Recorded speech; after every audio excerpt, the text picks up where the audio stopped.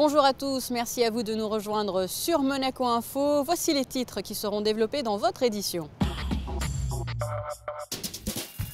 Le début de semaine marqué par cette visite effectuée à Sainte-Agnès par leurs Altesses Sérénissimes, le prince Albert II et la princesse Charlène, au cœur de l'église Notre-Dame-des-Neiges. Nous resterons à l'extérieur de Monaco avec cette remise de matériel pédagogique en présence de son Altesse royale, la princesse Caroline de Hanovre à Beau-Soleil. Les amateurs de pistes aux étoiles s'apprêtent à vivre de belles heures sous le chapiteau Espace Fontvieille avec la 38e édition du Festival international du cirque de Monte-Carlo. Coup de projecteur sur les préparatifs dans ce journal. Et puis un détour par la place du Casino en fin d'édition avec le 82e rallye de Monte-Carlo et son départ fictif.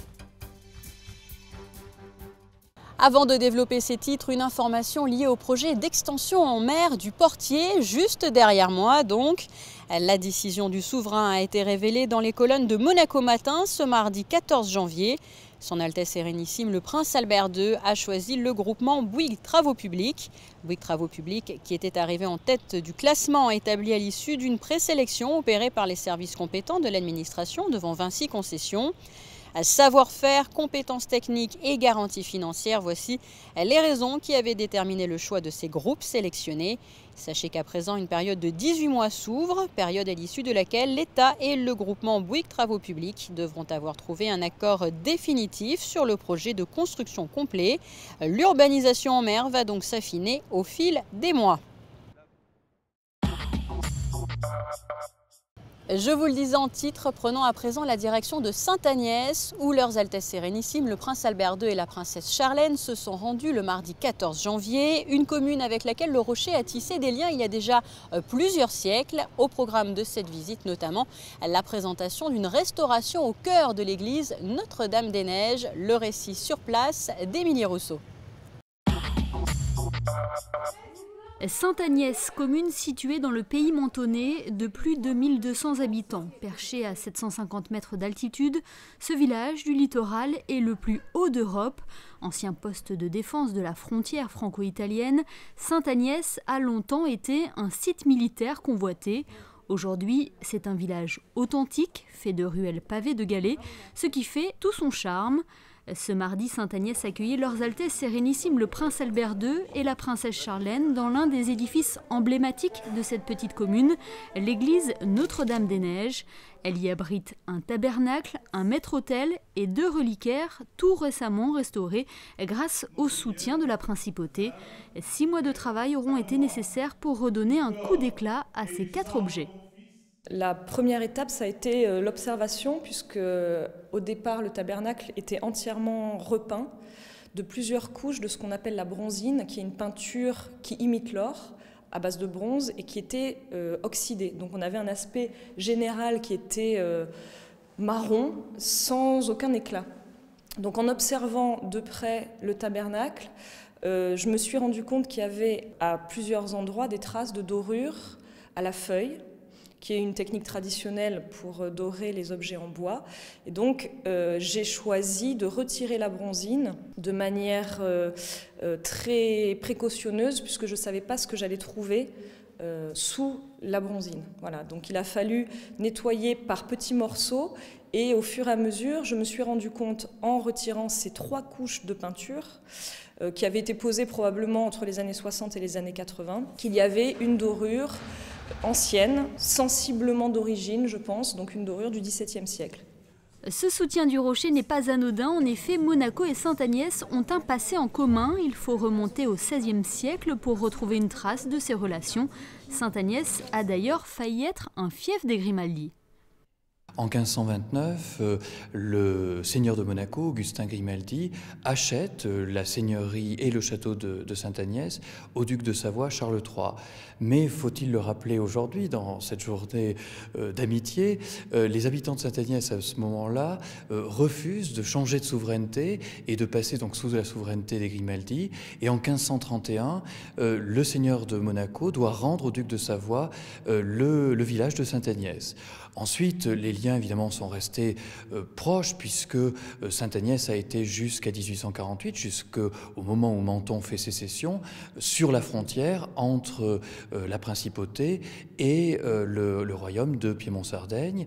Donc des liens ensuite d'émigration, de nombreux habitants de Sainte-Agnès qui sont venus habiter à Monaco, qui viennent travailler à Monaco, et même au XIXe siècle des citrons de Sainte-Agnès qui pouvaient entrer librement sans payer de droits de douane en principauté. Cette relation étroite qui lie Monaco et Sainte-Agnès avait déjà été saluée par le prince Régnier III et la princesse Grace par le don d'un lustre de la cathédrale de Monaco en 1971.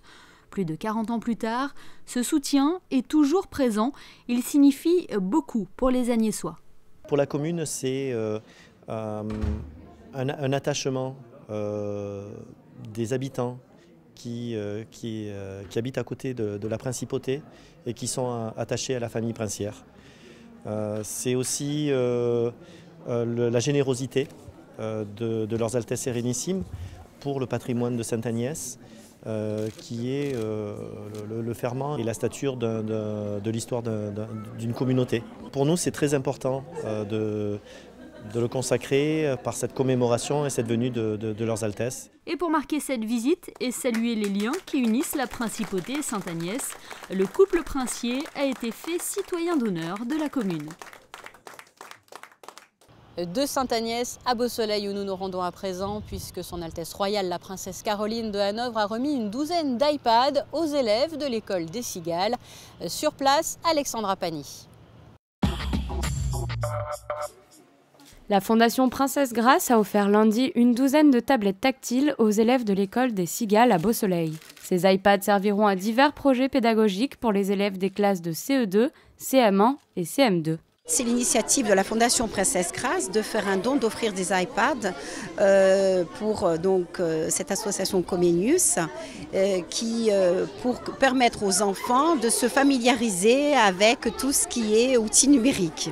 C'est évident qu'aujourd'hui, on doit initier les enfants aux tablettes tactiles, aux nouvelles technologies, parce que c'est vraiment un support extraordinaire pour eux, à la fois ludique et culturel.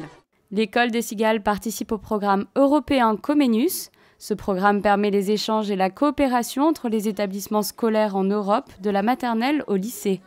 L'objectif est de favoriser le développement personnel et les compétences, notamment linguistiques, des élèves. Les nouvelles technologies font partie intégrante de nos méthodes d'éducation. Ça permet aux enfants d'être très autonomes, de découvrir beaucoup de choses en un clic. Voilà, c'est leur génération à eux et c'est à nous de nous mettre à leur service. Les iPads vont leur permettre de travailler aussi bien en classe que de produire des films, de produire beaucoup de supports pour cet échange de correspondance. Les élèves ont offert à la princesse de Hanovre une représentation sur les rythmes corporels, atelier mis en place dans le cadre d'un partenariat entre l'Éducation nationale et les ballets de Monte-Carlo depuis le début de l'année scolaire. À Monaco, c'est jeudi que débutera la 38e édition du Festival international du cirque de Monte-Carlo. Mais déjà, depuis lundi, les artistes sont à pied d'œuvre sous le chapiteau Espace Fontvieille. Patricia Navarro a assisté aux toutes premières répétitions. Ils viennent de République tchèque, de Russie, du Portugal, d'Allemagne, de Chine ou bien encore d'Arménie et d'Italie. Et à partir de jeudi, ils vont offrir des numéros époustouflants aux spectateurs de tous âges venus les applaudir. Pour les accompagner, des fauves, des otaries, des chiens ou des chevaux. Et à la clé, les clowns d'or, d'argent ou de bronze. Les artistes du 38e Festival international du cirque de Monte-Carlo répètent sans relâche pour adapter leurs numéros au chapiteau monégasque, alors que le directeur artistique et la princesse Stéphanie les observent et élaborent l'affiche des spectacles de sélection. Depuis longtemps, on prépare. Et en effet, cette année, on a basé quelques idées sur les familles de cirque. Comme on sait que quand le prince Régnier créa le festival, il pensait vraiment en premier lieu aux familles de cirque.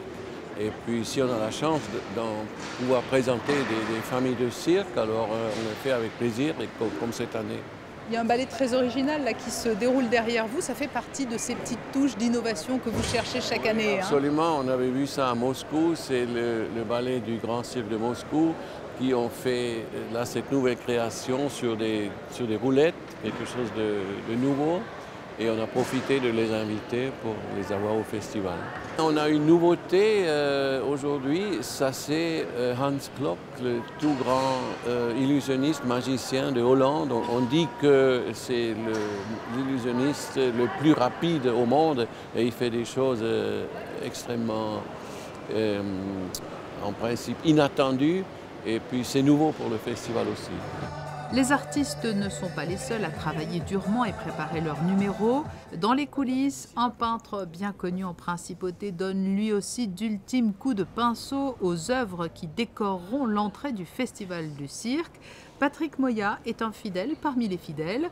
Auteur de l'affiche du festival, il a également imaginé des tableaux mettant en scène Baby et Népal, ces éléphantes sauvées par la princesse Stéphanie. Le cirque, c'est important pour moi. Parce que moi, j'aime bien participer à des événements populaires. Je participe au Carnaval de Nice, le cirque, j'ai pas aussi une chapelle. J'aime bien ce genre de choses, c'est-à-dire vraiment d'aller presque dans l'art populaire, finalement. Et le rêve, c'est d'être un artiste populaire. Là, il y a une petite surprise. Cette année, c'est un thème d'actualité, Baby et Népal. Ah oui, parce que comme ça fait, je crois, 4 ans ou 5 ans que je fais l'étoile d'entrée du Cirque de Monaco, c'est vrai que cette année, c'était l'idéal. Il y avait un thème vraiment... donc je me suis dit, je vais faire les aventures de Baby et Népal.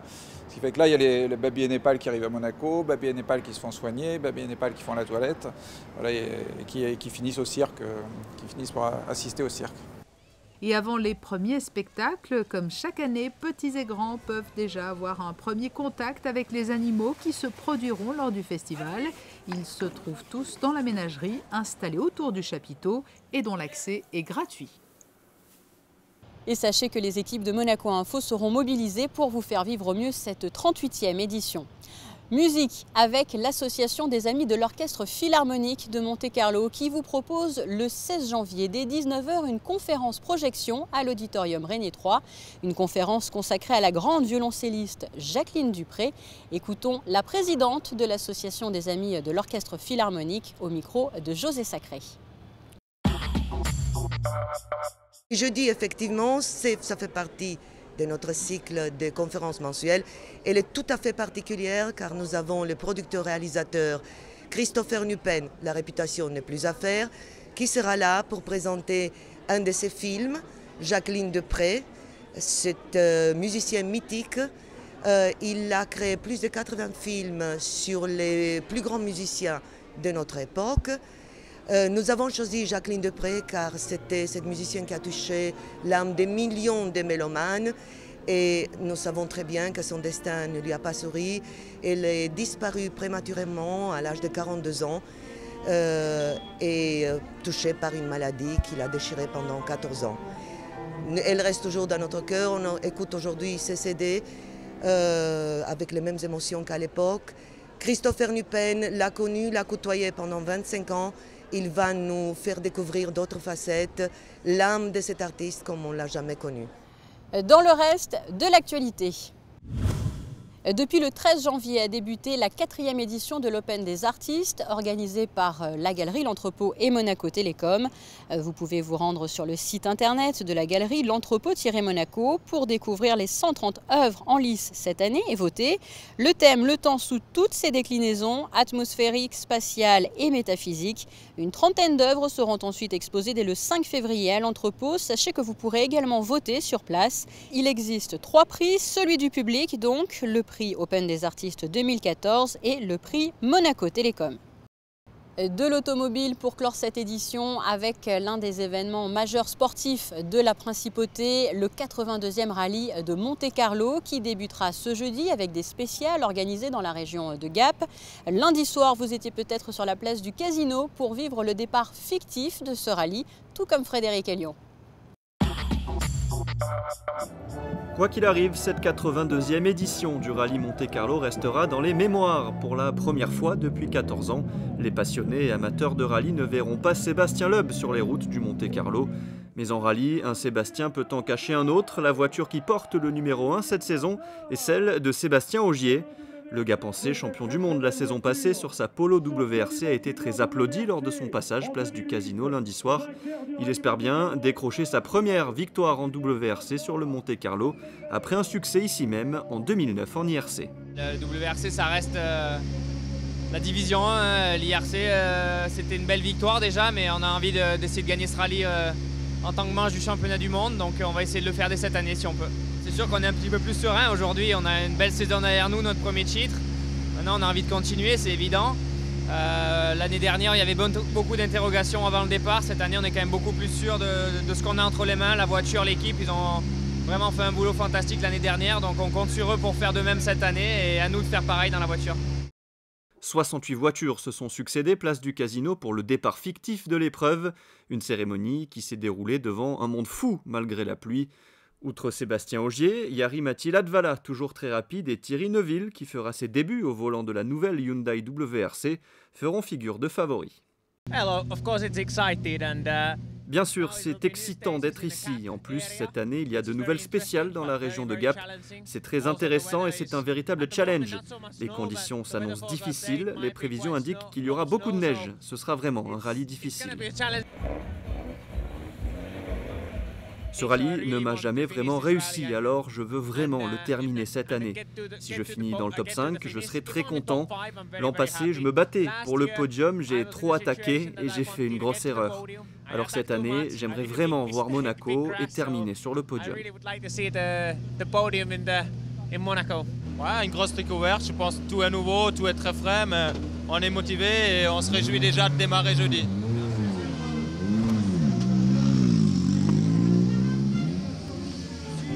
Autre temps fort de ce lundi soir, la photo officielle des pilotes place du Palais en présence du prince souverain. Début des hostilités pour ce 82e rallye Monte Carlo, jeudi matin avec la première spéciale entre Orpierre et Saint-André-de-Rozan. Passons à présent à votre rendez-vous quotidien très attendu, la météo. Mercredi, un temps assez beau, pas de pluie et des températures proches des normales, comprises entre 9 et 14 degrés. Jeudi, nouvelle détérioration du temps, beaucoup de nuages et une pluie par moment. Vendredi, le temps devrait rester assez automnal, des nuages et des pluies, quelques éclaircies dans l'après-midi, comptez jusqu'à 13 degrés au meilleur de la journée. Et puis samedi, un ciel partagé entre le gris et le bleu et la persistance d'un risque d'averse.